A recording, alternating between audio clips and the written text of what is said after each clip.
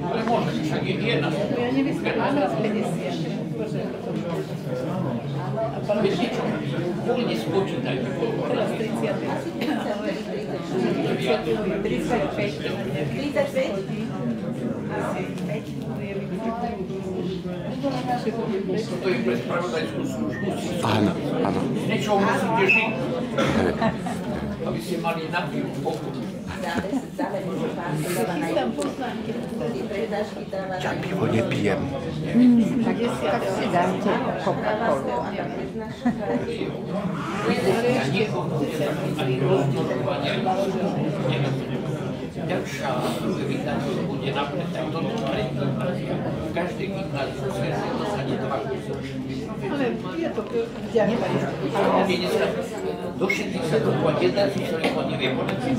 Teraz sa nám vrátila peniazy 40 ročných 5,5 let na vyššie. Zobrali, keď sa stali farári, starých kniazov k tomu sebe.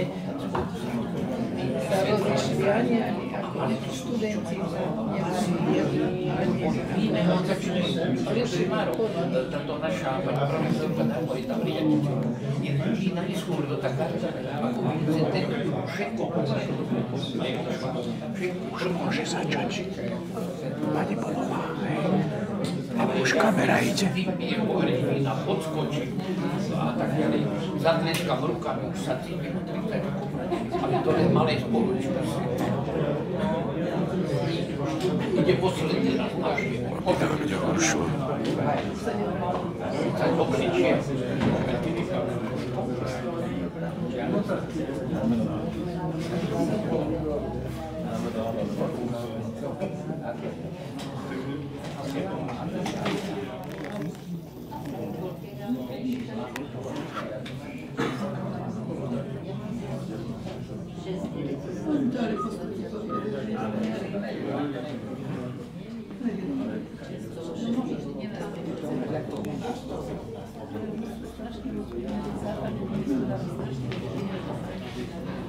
Dobrý večer, vítam vás, milé sestry Matičiarky, milí bratia Matičiari, na dnešnej prednáške, ktorú odprednáša pán doktor Semeš. Zároveň vás pozývam 15.12. na večierok vianočný, ktorý sa bude taktiež konať tu. A predpokladám, že sa ho zúčastníte minimálne v takomto počte, ako ste tu dnes. A rada by som vás upozornila, že budeme končiť 10 minút pred 7, takže pokiaľ budete svoje otázky nejako formulovať, tak ich formulujte tak, aby sme o tých 10:07 skončili. Ja by som poprosila Evičku Kristínovú, keby sa ujala slova a odmoderovala tento program. Dovoľte mi ešte raz, aby som privítala všetkých vás tu prítomných, aj pána predsedu Matice slovenskej, ktorý vlastne poprvý raz k nám prišiel ako obecenstvo, lebo už u nás bol 3-krát ako prednášajúci. Takže srdečne vás vítam a v mene vašom i v mene svojom ešte srdečnejšie ešte raz vítam dôstojného pána reverenda Antona Semeša, ktorý si svoje odtrpel aj v Jachimovských baniach a za ten čas, napriek tomu, že teda trpel ako všetci ostatní, tak ako mnohí z tých, ktorí tam spolu s ním boli, vlastne sa ďalej vzdelával, lebo tam bolo veľa aj vzdelaných ľudí, vzdelaných kňazov. Čiže pán doktor Semeš, ja ho tiež tak volám, lebo on si to neželá, ale, lebo pán doktor Semeš ovláda dokonale latinčinu a ovláda aj latinčinu starouhorskú, teda uhorskú latinčinu. Čiže on prečíta, má možnosť čítať knihy, ktoré tí, čo tento jazyk neovládajú, tak vlastne čítať nemôžu. Lebo pán doktor nám bude rozprávať o našej dávnej histórii, slovenskej histórii, o ktorej sa zmieňujú už aj starí latinskí historici. Odovzdávam teda, ešte raz zatlieskajme.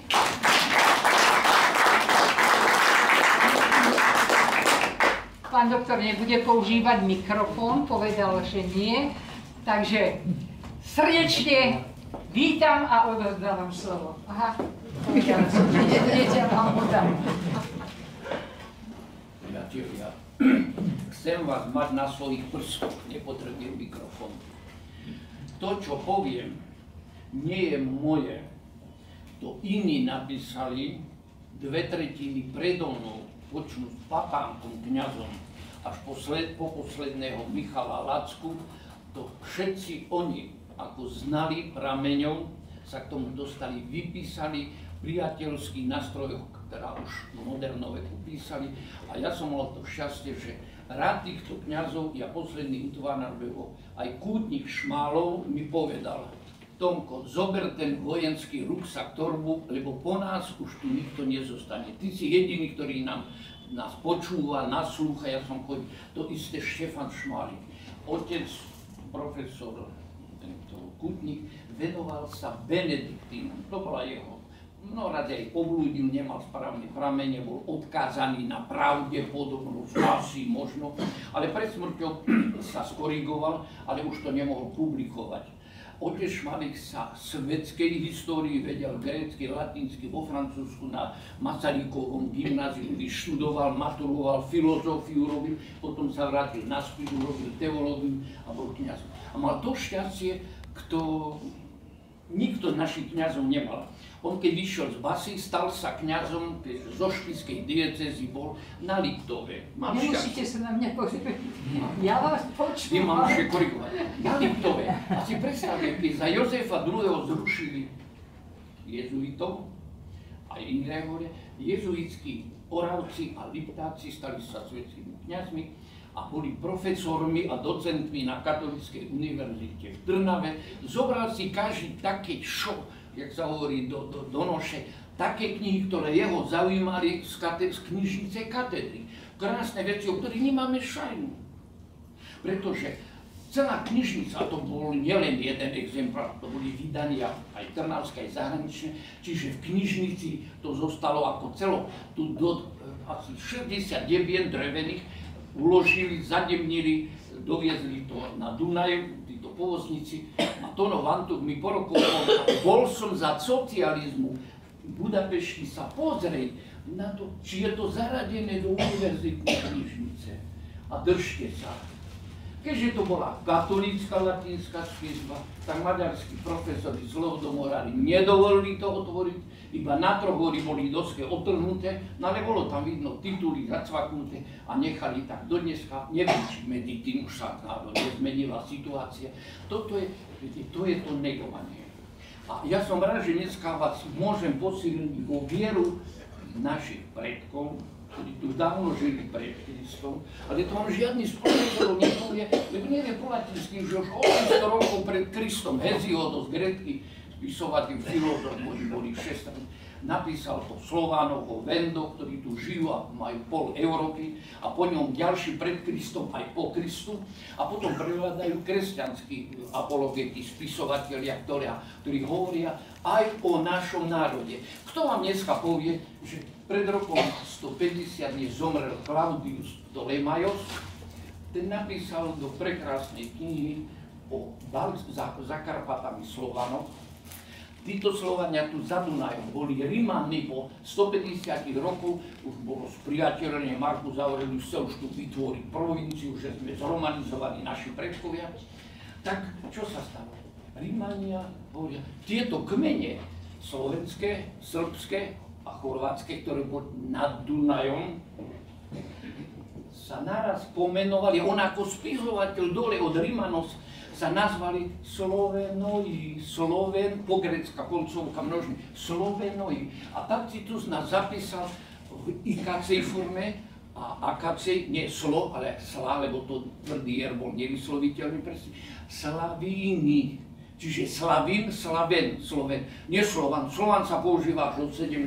storočia, keď začali slavisti písať o minulosti. Dovtedy nejaký slovanský národ nebol. Preto keď pôjdete k Mikulčiciach, sa nerozčulujte, keď uvidíte nad Branou staroslovanské hradište pre pána. A to je zatajení moravskí Sloveni, čítanie Slovácka. Tak nás budú gumovať ako Repetícia kniha, pán Mavřínek vydal o Cyrilovej metódovi, predávajú to všade, hrubá kniha. Ja som to kúpil, lebo prvé vydanie, ja som sa hanbil. Pane Bože, od A do Z slovo Slovák, Sloven, slovenský neexistuje. Slován, gumujú nás všade pred celým svetom. A vrchol toho, a ďalej na tú tému nehovorím, keď Dubček u nás vystúpil, aj moja rodina v Amerike, v Kanade žije, nám poslali plakáty. Čech reformátor, všetci všade Dubčeka podávali, Čech reformátor, nie o Slovák, ale kdeže Slovák reformátor, alebo československý. Tak to je.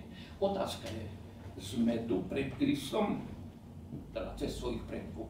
Áno. Budem vám citovať materiál s prameňou, nevyvratiteľný, môžu si ho somári prekrúcať, ináč vysvetľovať, ale je jasne tam napísané, čo poviem.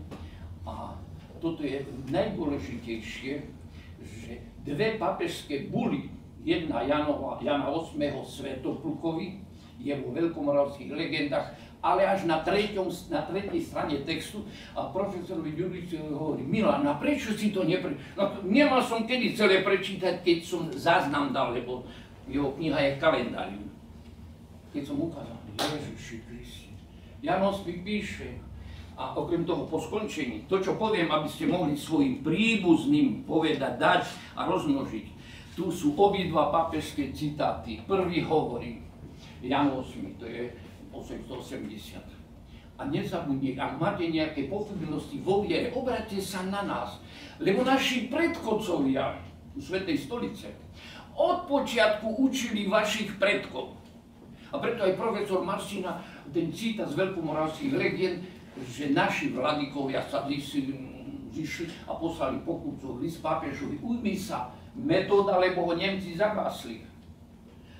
A napísali: ujmi sa ho. A argument: veď naši otcovia prijali vieru od svätého Petra.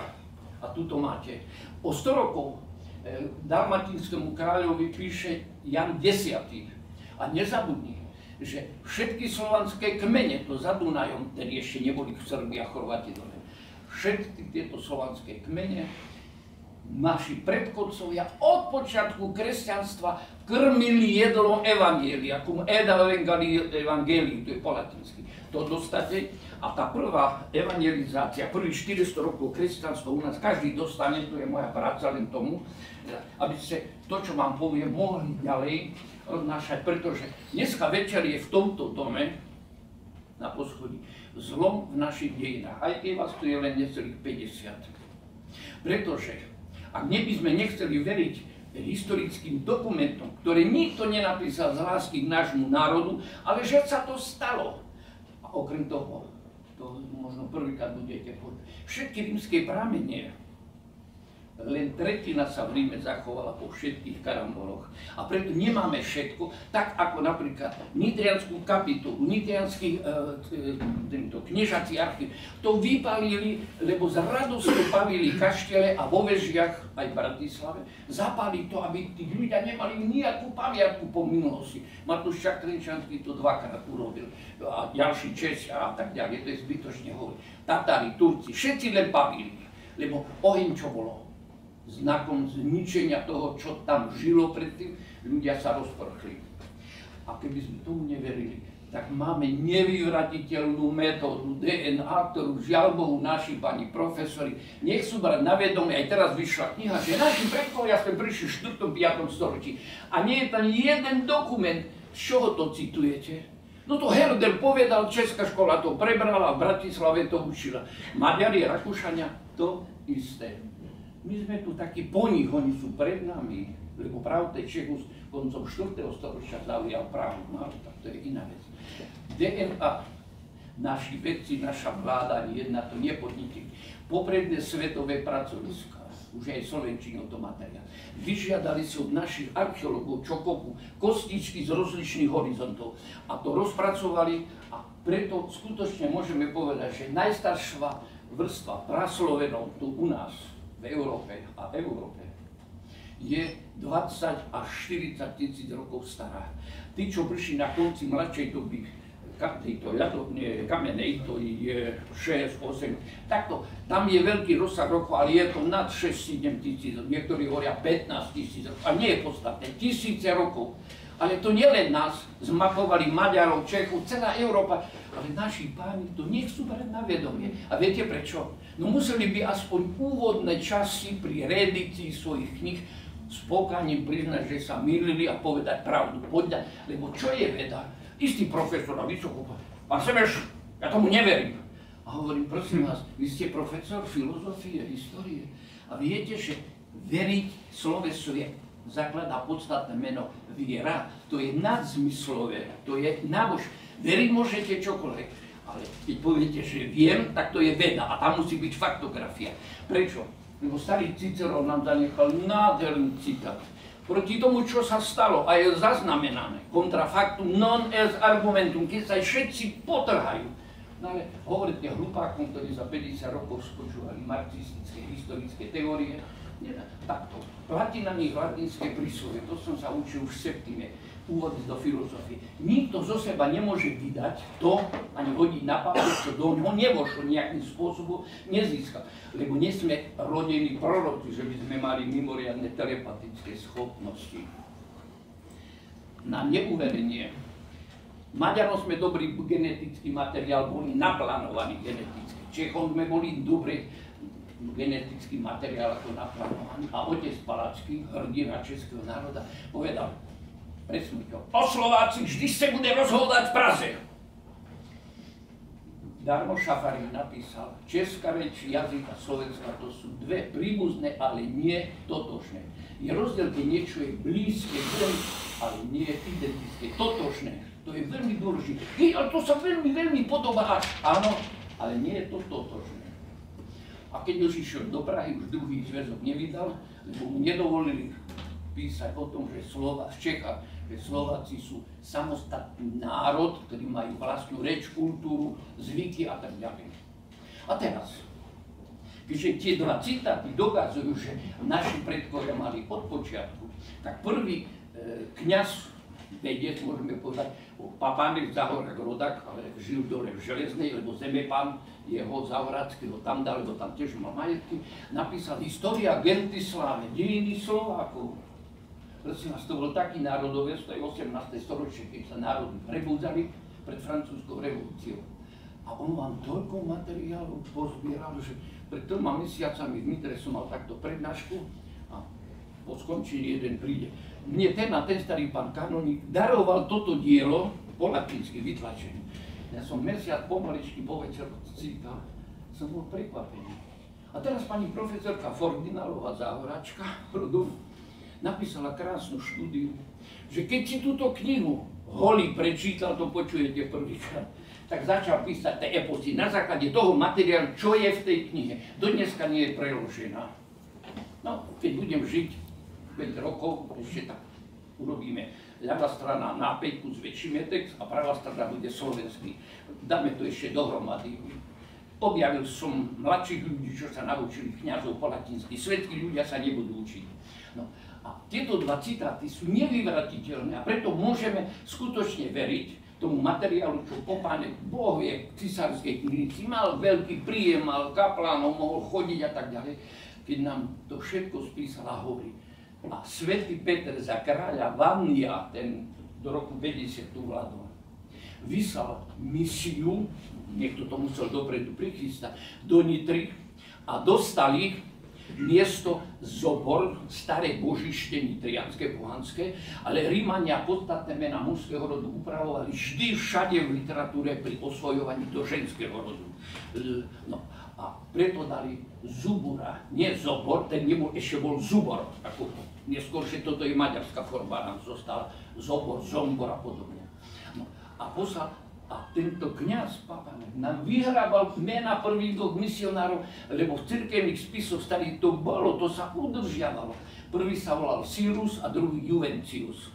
A o 150 rokov už máme potvrdené z ďalšieho veľkého cirkevného spisu, že to kresťanstvo, ktoré je tu v Nitrianskom kvátskom kráľovstve, je také isté, identické, sicut in Hispania, in Africa, in Alexandria and in Palestina.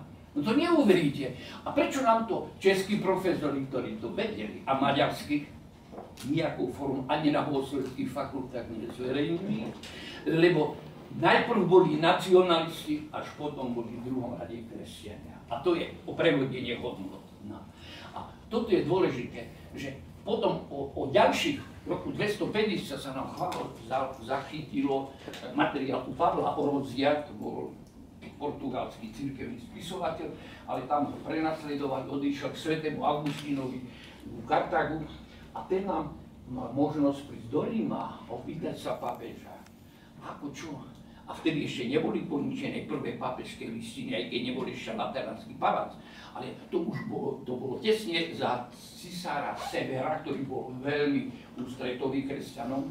Tam píše, a Kornel, biskup rímsky, zvolal 61 biskupov z rímskeho impéria, z tých dôležitých centier, a otec Šmalík, neviem, kedy sa do toho pustil a mal to potvrdené, ešte z jedného prameňa predsa, čo povedal, toľko to je bezpečne. Je to Pavla Orozia, ešte menoval jeden Paterculus, tuším, zavolal, a dvaja z tých 61 prišli spoza Dunajskej hranice, citujem latinsky, unus de Zubura et alterius de Agria, prvý zo Zobora.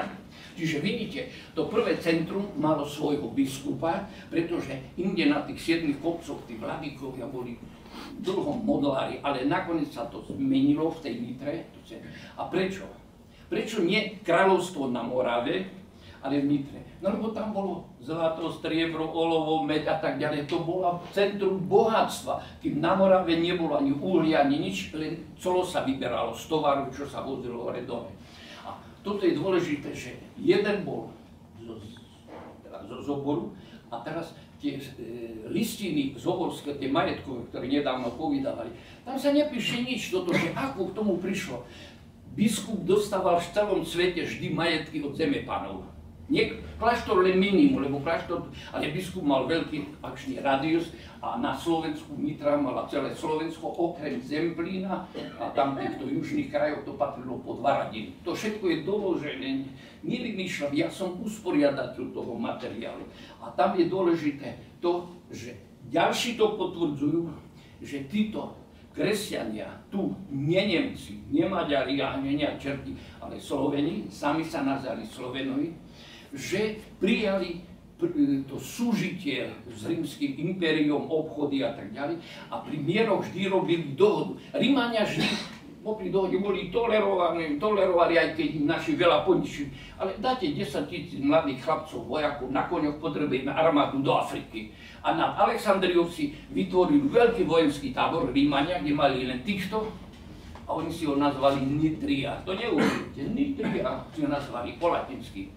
A keď je o roku 400 alexandrijský arcibiskup chcel robiť synodu, tak tie kláštory, lebo tí sa tam usadili, všetci sa nevrátili domov. Za mestom, nové mesto, zavolal svätého Hieronima listom z Jeruzalém. Príďte, ctihodný otče, lebo ja neovládam reč a potrebujem tie kláštory zlustrovať, podať správu na synodu. A on prišiel, urobil to, podal správu, dostal odmenu a vrátil sa naspäť.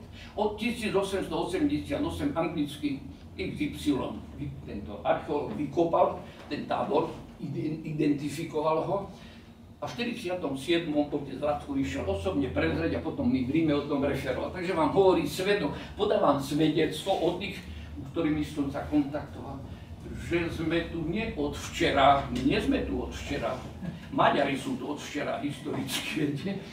Nie sme tu od včera. A predstavte si to prvé obdobie, 400 rokov, v 4. storočí svätý Hieronym píše k priateľovi do Akvilei. Prišli mi priatelia z Dalmácie, lebo bol Dalmatinec. Podávali nám už Rímania, Dalmatinec. Správy. Celá Panónia je plná biskupov, kostolov. A to bolo predtým, ako týchto prišli 450 Vizigóti, ktorí boli tvrdí Ariáni. Čiže máme to krásne doložené, potom už boli rozbroje, lebo tí, čo prišli, chceli len kradnúť. A dedinčania, dávajte jedlo, dávajte koňom seno, obrok a tak ďalej. Vyberali sa dane. A naši predkovia, aj Chorváti, Srbi, vždy dohodnuté odozdali a mali pokoj. Česi utekali dohovor a preto v Čechách nie je termín tribút, dane, ale berne, lebo si to prišli vojaci, zobrali na silu z dedí. Preto majú Česi berné úrady a my máme daňové. To je historicky, to nikto nevyrieši, to je jazykový nervov, to je fenomén. V jazyku máme všetko zachytené. Taká maličko, čo ako starí poznáte, ako chlapci, ja mám 85 teraz, prosím vás, sme hovorili, že stará mama, no keď ideš do obchodu, daj pozor na každý filér, halier, u Žida sme kupovali. A predtým čo bolo? Grajciar, predchádzajúca mena, predmaďarská. Grajciar. A staršie ešte boli babky, bol štvrtý a čo a tak ďalej. Každé reč nám to zachovala, aj keď všetko sa neprenieslo po dnešný. Dneska vám to povie, že počítaj to na filére. Už na centy počítame. Vidíte, dneska toto vojde, aj keby sa Európska únia rozpadla, toto už vojde, aj keď príde naspäť slovenská mena. Centy budú dlho, lebo tá mladá generácia, ktorá chodí do obchodu nakupovať, to preniesie ešte ďalších 80 rokov a 100 rokov a možno aj ďalšie, keď to bude v literatúre. Toto je dôležité, že Rimania už pred Kristom roku 17 až 9 obsadili Zadunajsko, východné Rakúsko a ustanovili tú vládu. Filozofia ich prenikla. Prečo to robili? U jedného českého profesora našiel najjasne. Tondo, víš, oni potrebovali minimum nákladov vynakladať na stráženie impérie a preto chceli mať Dunajskú hranicu až hore do Nemecka a tam na Horný Rím v stepi urobili veľký jarok, vysoký, vysypali tú onu a veže a to strážili, aby im tie kmene nemohli prenikať. A to dôležité, som skoro odpadal, Turíku v Itálii ste nenachádzi železná ruda. Boli len bronz, to ešte po týchto Etruskoch, a potrebovali kvalitný a to nemali. A tu za Dunajsku dole bolo a kupecky s našimi teraz s kráľmi v Nitre sa dohodli kupci, nakupovali zlato, striebro, kúsok, šperko a tak ďalej. A to všetko história nebude vypisovať, ale ten starý profesor zomrel Brňák, bol moravský Slovák, to berie ako bernou mincu, veď to dneska jede. Každý štát nakupuje susednému dačom to, co potrebuje. Buď výmenou, tedy to bolo tiež aj výmena, alebo hotovo za zlaťaky. My ani nevieme, lebo ešte nie je taká metóda, aby z helikoptery špeciálnym prístrojom zistili, kde sú poklady zakopané v zemi. To by sme zbohatli, keby sme to... Ale raz tomu príde, lebo technika pokračuje. A ide o to, že Rimania, odtedy, jak sa usadili za Dunajsku, tie slovanské kmene zo Zadunajska, teda tie vladikovia, šlachta, aby ich nezajali, nepredali, ušli sem a zostali sedliaci. Marian správne raz napísal tým, čo začali kecať čo naši predkovia. Prosím vás, kam má utekať sedliak, keď je vojna? Len do hory svoje a vráti sa naspäť, lebo jeho fundus a jeho dom, pivnica, studňa, to je jeho, to je... A keď ho žádne iný vyženeš, tak je žobrak. Musí pýtať aj nejaké vrajné špende, an der Winterliefre, jak Nemci zavieť, pomôcť, nie?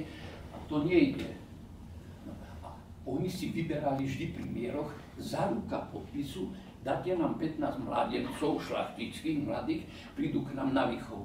Až toho roku som objavil, že to miesto, kam týchto za 400 rokov dávali, bola Ravenna, kde sa naučili aj vojenskému remeslu, nielen na koničkoch behať a so šabličkami. A tam sa naučili po latinsky, lebo oni vyberali tam školiteľov, ktorí boli bilingválni. A skoro som pred mesiacom odpadol, keď konečne som mal vysvetlenie, čo mi nikto nevedel ani na nejakým ísť. Prečo ten pápež, keď Attila chcel silou mocou Rím roztrepať, prišiel mu v Mantove na pres a kde si ich boli sami rozprávali a on ho prehovoril, dostal dary a odišiel. No lebo Attilov otec dal svojho syna Attilu tiež, keď Rímania dobrovoľne za Dunajsko dali ich a týmto Hunom, lebo vedeli, že aj takto stratia. A Attila sa naučil tam perfektne po latinsky a s pápežom sa mohol dohovoriť. To nie, teraz to je najnovší objav, že on tam bol ako tento, jak sa to povie, keď niekto daný do zaja. Rukojem. A to sú závažné veci, lebo z týchto šikovných chlapcov Rímania našim predkom neustále určovali, keď zomrel starý kráľ nového z našich, ale oni si tam prijali, taká móda bola. Latinské mená, preto je Gaiomarus a takéto rímske Vannius, je to slovanský koreň Vanovia, ale Vannius, rímska koncovka. A to sú také nevyvratiteľné veci, že tú kresbu